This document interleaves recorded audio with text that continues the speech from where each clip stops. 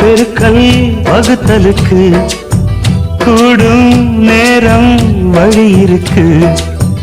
இருக்கிற நாள இருவரும் சேர்ந்து இணை பிரியாம கழிச்சிட வேணும். ஏதோ ஏதோ சொல்ல தோணும். அட உன்னோட உன்னான மூணாகும். அது இப்போதும் எப்போதும் தேனாகும். பள்ளிக்கூடம் போகலாமா, அதுக்கு புத்தகத்தை வாங்கலாமா? எல்லோருக்கும் நல்ல பாடம் சொல்லாமலே புரியும் பாடம்.